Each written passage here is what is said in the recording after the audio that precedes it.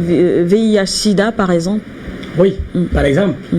Voilà des nébuleuses qui, de manière éloquente, vous ont montré à suffisance que leur mission ici n'était pas une mission humanitaire. Parce qu'in fine, quand on parle de santé, ça veut dire que c'est une mission humanitaire, Manuela Siki. Oui. Ils sont là pour autre chose que ça. Et vous avez la référence qui vous a été présentée par le président Rajolina dans cet entretien avec ces banditismes de la communication hexagonale sur le continent africain. Et vous a parlé du Mediator. Le Mediator avait été prétendument sorti des laboratoires Xavier français pour faire croire qu'on allait gérer des problèmes cardiaques. Il n'en existait pas en Afrique. Alors, de 1998 jusqu'en 2003, 1800 morts, sans qu'aucun collège, aucune équipe justement neutre ne puisse valider justement cette affaire-là avec tout le monde. Et c'est pour ça que je suis d'accord avec le Bileu ici à Yaoundé, le patriarche, que c'est une affaire de 5 États.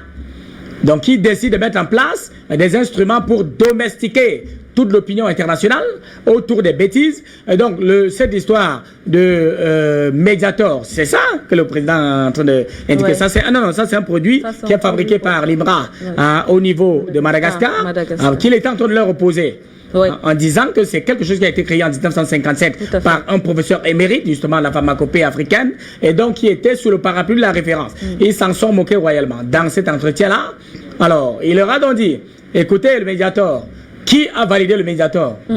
Personne en Afrique. Oui. Alors, ça fait tous les morts. On a dû retirer cette affaire-là en 2009 du marché. 1800 morts. Et puis, ça a donc laissé des séquelles. Les séquelles, la valvulopathie, c'est-à-dire la déformation des valves cardiaques. Et il y a eu justement cette hypertension artérielle pulmonaire qui ne peut pas être circonscriptive aujourd'hui. Il y a les AVC et les crises cardiaques qui n'étaient pas l'affaire de l'Afrique, mais aujourd'hui qui sont des décès ou alors des causes de décès qui font peur à tout le continent africain. Vous avez été avec un ami et puis au bout de 2 semaines, on vous apprend qu'il a fait l'AVC, il a fait une crise cardiaque alors qu'il ne présentait d'ailleurs pas les symptômes. Alors, donc lorsque on doit mettre donc en place cette affaire-ci, on insiste effectivement, le docteur Dins a raison, ils veulent défendre justement les intérêts parce qu'il y a eu beaucoup d'investissements là derrière et le retour sur investissement doit se faire à tout prix et à tous les prix. Et il faut donc continuer la logique justement de l'instrumentalisation de la psychologie des esprits faibles en signalant que dans cette histoire-là, vraiment de Dieu, laissez entrer les vaccins, laissez entrer les couloirs humanitaires pour faire ci et ça, pour venir inoculer des bêtises sur notre continent. Alors, la solution est simple. Nous sommes en train de mettre effectivement l'organisation africaine de la santé. Désormais, quand l'OMS va vouloir venir balader la lumière de sa raison des obscurités sacrées de ce système machiavélique ici, eh bien, elle va affronter les professionnels, les experts, les chercheurs de l'Organisation africaine de la santé. C'est de ça qu'il est question. Et lorsqu'on a dit que 2020 allait être le point de départ, justement, la mise en place d'un MU africaine, c'est sur le plan multisectoriel. Et justement, ce sont des instruments qui s'attaquent ou alors qui sont destinés à promouvoir l'homme, qui sont charriés par ce banditisme international à travers l'Organisation des Nations Unies mise en place par ce nouvel ordre mondial au lendemain de la Deuxième Guerre mondiale. Et donc, ils ont recalibré ça. Mais comme dans l'achat d'impérialisme, le code noir sont condensés dans le rang rouge qui encadre cette 3e et dernière guerre mondiale dont l'objectif principal, c'est la disparition de l'Afrique sur la scène internationale, notamment l'évacuation et l'évaporation des peuples africains de l'espace terrestre, eh bien, ils vont devoir trouver un autre type d'adversaire, parce que l'adversaire a changé. Les adversaires ont changé, ceux qui les ont aidés à bénéficier de pratiquement 40 000 milliards depuis ces indépendances sous contrôle de 60, à travers les sectes, les Rosecroix, les francs-maçonneries, les Grands Orients, des machins de ce genre, parce qu'il faut noter, pour indiquer, être tout à fait complet devant la conscience africaine, notamment les jeunes générations, qu'il y a les frères du grand jour et les frères de l'ombre, parmi nos chefs d'État, dont les frères du grand jour, ce sont ceux qui se distinguent par la publicité qu'ils font de leur appartenance à cette bêtise-là. Vous les connaissez très bien parce qu'il y a non même qu'on a souvent présenté à Mondovision qui se font installer en remplacement de qui ici et ça, comme grand maître de la franc-maçonnerie chez eux. Il y a ceux de l'ombre, les frères de l'ombre, eux, qui ne demandent pas. Donc ils n'infirment, ni ne confirment leur position, leur appartenance à cette affaire, mais ils y sont. Ça nous fait plus de 40 000 milliards qui auraient pu être utilisés à mettre en place des instruments solides qui allaient permettre qu'on ait la soupape de sécurité, qu'on n'ait pas à balbutier, à devoir spéculer et à devoir voir comment nos experts en matière de santé ont du mal à se déployer. Donc c'est de ça qu'il est question, Manuel Asiki. Donc il est hors de question. Hors de question, c'est terminé. Nous avons des experts ici. Emma Dings, qui est tout à côté de nous ce soir, il a cette expérience éprouvée. Et comme Boileau disait, que ce qui se conçoit bien s'énonce clairement, et que les mots pour le dire arrivent aisément, et que Temple se renchérissait en disant qu'une connaissance qui ne s'exprime pas n'est pas une connaissance. Vous avez la démonstration éloquente d'un expert.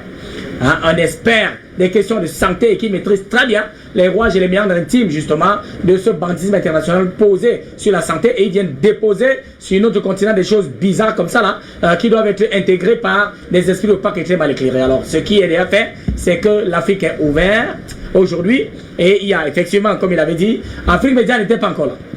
Si Afrique Média avait été là, Kadhafi, le guide, Gbagbo et Blé Goudé, nos frères qui sont à 6000 lieues du spectacle qui les a vu naître, c'est-à-dire la Côte d'Ivoire et l'Afrique, n'auraient jamais subi ce qu'ils subissent aujourd'hui. Donc, on a été habitués justement parce qu'il faut noter dans la complicité, la diffusion de ces affaires-là, c'est qu'on a eu affaire à des médias publics totalement à la solde du bandisme international à travers les comptoirs locaux qu'ils ont mis en place ici. Et il était difficile d'avoir la perception exacte de ce qui se passait. C'est pour ça que les médiateurs, le sida, Ebola, tout ça là a pu entrer facilement. Mais Afrique Média, c'est un média de veille. Il n'y a pas moyen de venir avec le discours politiquement et diplomatiquement correct ici, parce que nous sommes en guerre, et Afrique Média est un instrument de guerre et de combat. Il n'y a pas moyen de respecter quoi que ce soit, aucune norme ne doit être respectée ici pour être calibré dans ce que eux, ils ont indiqué, puisque eux, ils établissent les normes et ils indiquent à tout le monde comment chacun va respecter les normes. Eux-mêmes ne sont pas autorisés de respecter les normes. C'est pour ça que vous avez traité de Rome. Ah bon, d'accord, ça c'est pour les Africains et les gens du tiers-monde. Nous, le traité de Rome ne concerne pas la CPI. C'est pour les bandits, c'est pour les autres gens du tiers-monde. On a aujourd'hui les Blé Goudé. Pendant que les assassinats en masse ont été établis en Irak, en Iran, à gauche, à droite, en Afghanistan, par les États-Unis, dès qu'on évoque ça, eh bien, Trump et les autres présidents disent que ça ne nous regarde pas. Et n'essayez même plus jamais d'évoquer que les soldats américains doivent être poursuivis par l'histoire de ces pays. C'est des choses bidons comme ça là qui n'existent pas. Non, ça existe seulement pour l'Afrique. Alors, vous voyez? Donc, l'OMS, donc, qui valide les bêtises là et tout, Trump lui-même vient de dire, bon, ils n'ont pas pu porter le mensonge. Comme vous n'avez pas pu porter le mensonge, il expliquait même ça devant son expert, sa conseillère en matière de santé, pour lui dire, bon, voilà, on va continuer de faire confiance aux experts, mais cette fois-ci, les experts se sont trompés. Ouais. Donc, il a même dit que l'eau de Javel pouvait neutraliser le corona en 1 minute.